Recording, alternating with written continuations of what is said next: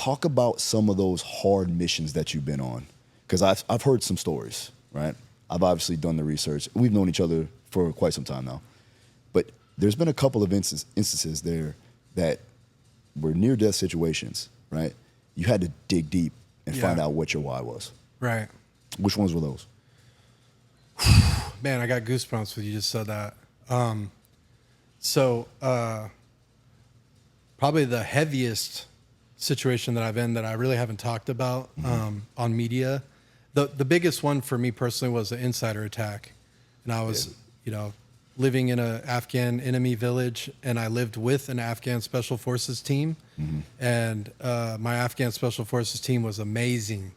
And we'd been on all these life or death situations, and we were like a family, and they rotated out. We got a new team in, and they looked like they were locked in, like they were professional, all this stuff. 1 week in, one of the guys hit me with, multiple RPGs and killed 3 of his own guys. We had a huge situation, but I've spoken about that in detail on a lot of things. So what came to mind when you asked the question is, June 14th, 2012, we were called out to do a support mission with an Army Special Forces team. We were right on the Helmand River, and we lived in an enemy village that we were basically there for 7 months.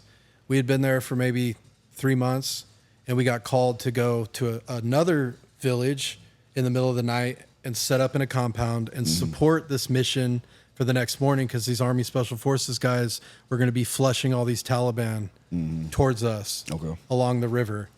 And so basically we're just going to support another Army Special Forces team in a place we've never been. And there's no way out of it. We're going to support them, right? So we infilled in the middle of the night, and just to give context, like we're patrolling in, we're walking in from our site to this site. It might have been like 2 miles max, but covering any ground where there's bombs in the ground everywhere that you go. So there's IEDs and bombs. So literally every step that you take, it has to be extremely methodical. For sure.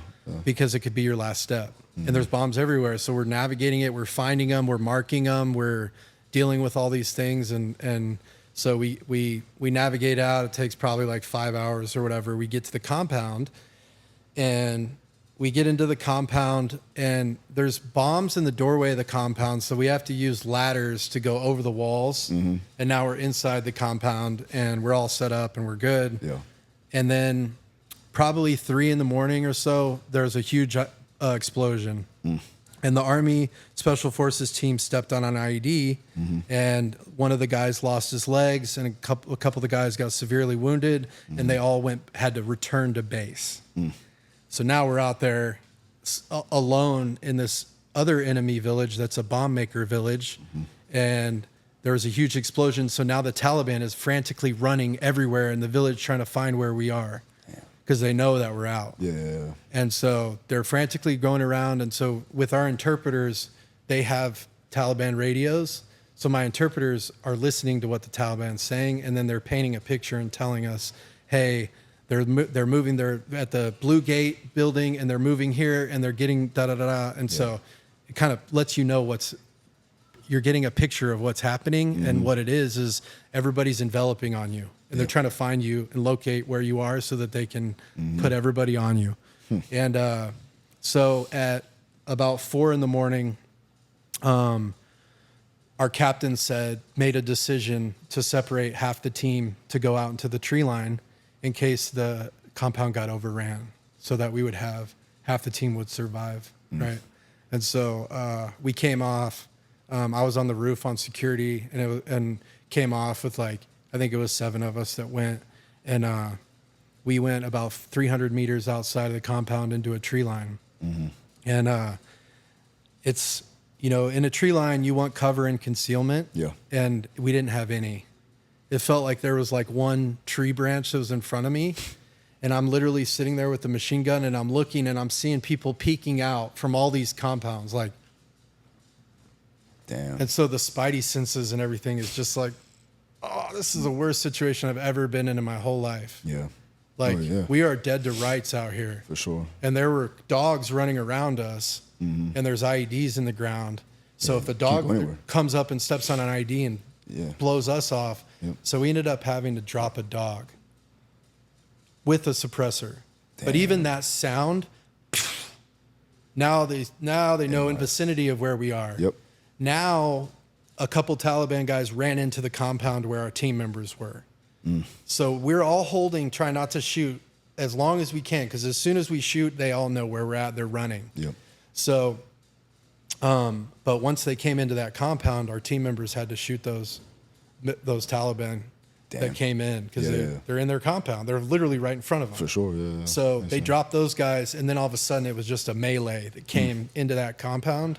And within like 10 seconds, my captain and my best friend got shot. And so captain comes over the radio and says, "Hey, I'm wounded. I need the medic on the roof." And the medic is right next to me. We're 300 meters away.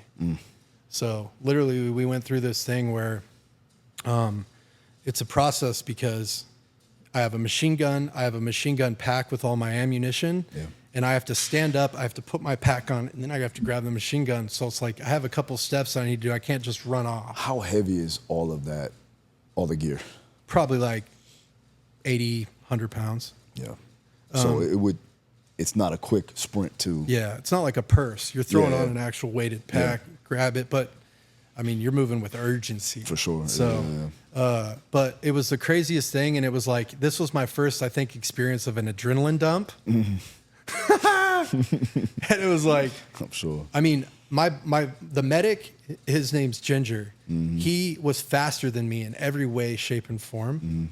And he was running in front of me, and I have a machine gun, and I have all this weight on me. And I remember in slow motion going, "Go, run." And he was front flipping and falling on the ground and rolling over himself and getting back up. And we were getting shot from both sides. And it was when you get shot, sometimes it's like, oh, this is the C team, or they don't know what they're doing. So we can sit here and have a conversation and get behind this wall and just come up with a plan. But if it's accurate, if you're getting shot at and it's accurate, and you're in a dirt environment, it sounds like those poppers from 4th of July. And if you see dirt moving and snaps, you're effed. You're screwed. You need to move, zigzag, shake, dip, all those things. You got to become an NFL superstar. Exactly. Running back. Yeah, all of it. That's wild though. Honestly, in all seriousness, like, couldn't imagine you having to like really navigate through that field of chaos, Yeah. And you have a machine gun in your hand, mind you. Yeah. But at that moment, did you go back to your why? No. You were just trying to survive. No, but there's another why that I had out there, which was for us all to make it back. Sure. That all of my team. Survival. 100%. And it was like, I'm not there for the USA or the flag or Obama or Trump or this or that. Yeah. Like, I'm literally there for the person to my left and right. And when it gets into that situation, that's all that matters. That's all that matters. All right, thanks for watching. Now, if you're interested in catching the full-length version of this episode, go to my podcast channel, Daru Strong TV now, to watch the video version, or to Spotify to listen to the audio version. Now, we don't run ads to this, so it would be greatly appreciated if you left a review and subscribe to the DSTV channel.